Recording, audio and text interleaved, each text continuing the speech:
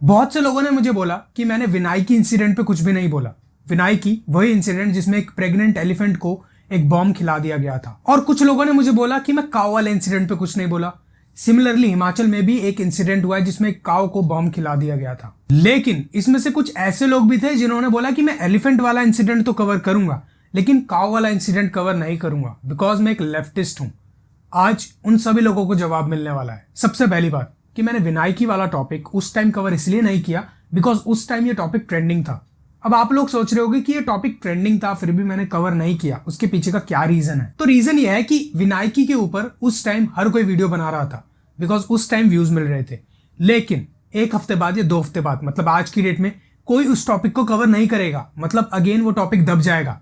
और मैं वो नहीं चाहता हूं कि वो टॉपिक दब जाए, मैं चाहता हूं कि वो टॉपिक जिंदा रहे और सांस लेता रहे। सेकेंडली, विनायकी वाले इंसिडेंट के कुछ टाइम बाद हिमाचल में सिमिलर इंसिडेंट हुआ एक काऊ के साथ।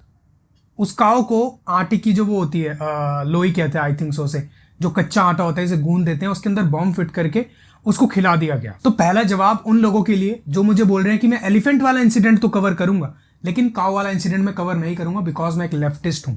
तो उनको मैं जवाब देना चाहता हूं कि मैं आप लोगों की तरह गलत धर्म की डेफिनेशन से प्रभावित नहीं हूं। अगर गाय माता है तो हाथी भी विनायक है, गणेश का स्वरूप है।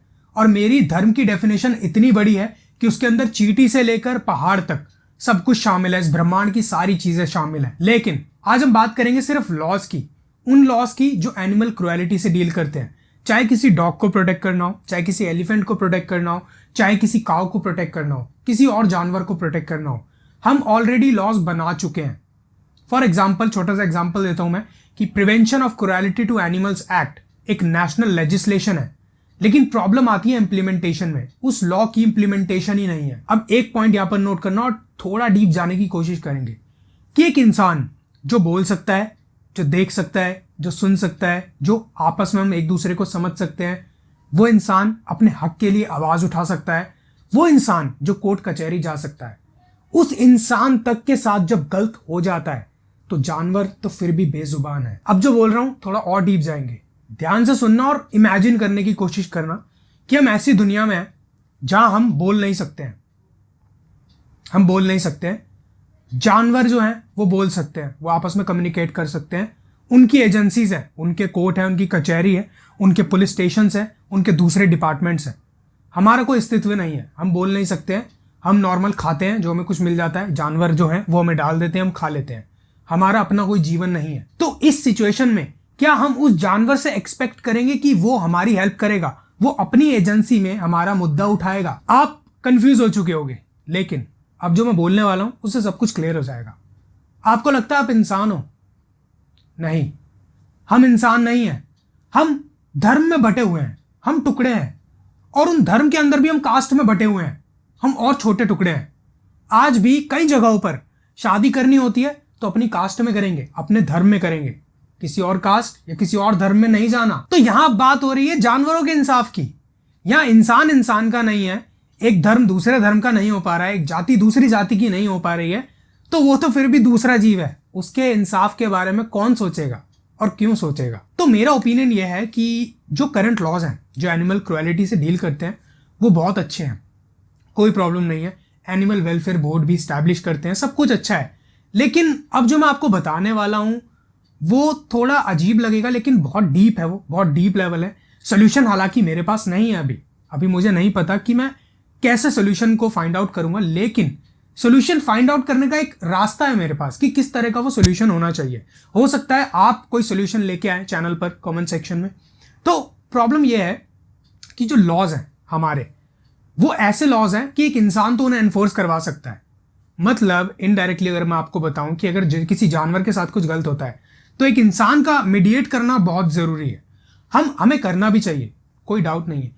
लेकिन मुझे ऐसा लगता है कुछ ऐसे प्रोसीजर्स होने चाहिए कि जब भी कोई जानवर के साथ कोई अन्याय होता है या कुछ होता है तो स्टेट को डायरेक्टली एक्शन लेना चाहिए। क्यों किसी इंसान की जरूरत पड़ती है बीच में कि वो जाएगा और कंप्लेंट फाइल करेगा कि इस इंसान के साथ गलत हुआ है या इसने करा है? मुझे ऐसा लगता है कि स्टेट को या कुछ ऐसा होना चाहिए कि ऑटोमेटिकली एक्शन लिया जाए उस अगेंस्ट यहाँ पर प्रिजम्पशंस होती है, इंडियन एविडेंस एक्ट के अंदर प्रिजम्पशंस होती है। जानवरों के साथ अगर कोई कुछ ऐसा करता है उनके अगेंस्ट प्रिजम्पशन होनी चाहिए, क्योंकि जानवर बोल नहीं सकते, वो अपनी विटनेस नहीं दे सकते, वो अपनी स्टेटमेंट नहीं दे सकते।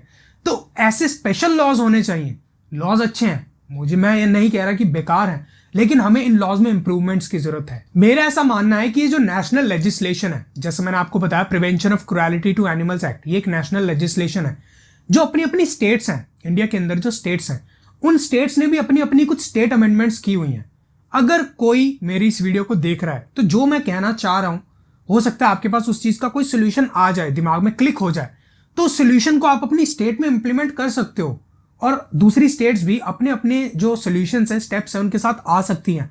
और बाद में जो भी सक्सेसफुल स्टेप्स होंगे, जो भी सक्सेसफुल इंप्लीमेंटेशंस होंगी, आइडियाज होंगे, उन सब चीजों को हम एक नेशनल लेजिस्लेशन में इंप्लीमेंट कर सकते हैं। ये बहुत डीप जा रहा हूं मैं, हो सकता है आप समझ पा रहे हो सकता है आप नहीं पकड़ पा रहे होंगे, लेकिन ये बहुत डीप जा रहा हूं। जो काऊ वाला केस था हिमाचल में जो हुआ, उस केस में 6 जून को अपराधियों को अरेस्ट कर लिया गया है और इन्वेस्टिगेशन अभी भी प्रोसेस में है। और जो दूसरा केरला में हुआ था एलिफेंट के साथ, जो प्रेग्नेंट एलिफेंट था, उसके साथ जो केस हुआ, उसकी भी इन्वेस्टिगेशन अभी चल रही है। मैं बस इतना कहना चाहूंगा कि मुझे ऐसा लगता है कि जानवरों को इंसानों से पहले जस्टिस मिलनी चाहिए, क्योंकि सबसे ज्यादा माइनॉरिटीज तो वो हैं बेचारे, वो बोल भी नहीं सकते हैं, वो सिस्टम का हिस्सा नहीं है, वो वोट नहीं दे सकते, वो कुछ भी नहीं कर सकते, तो हम उनको तुच्छ समझते हैं। मुझे ऐसा लगता है कि सबसे पहले इंसाफ उन्हें मिलना चाहिए। लेकिन दुख तो इस बात का है कि ऑल ओवर वर्ल्ड, पूरी दुनिया में कई तरह के टेस्ट, चाहे वो दवाइयों के हो चाहे किसी और चीज के हो, वो जानवरों पे किए जाते हैं।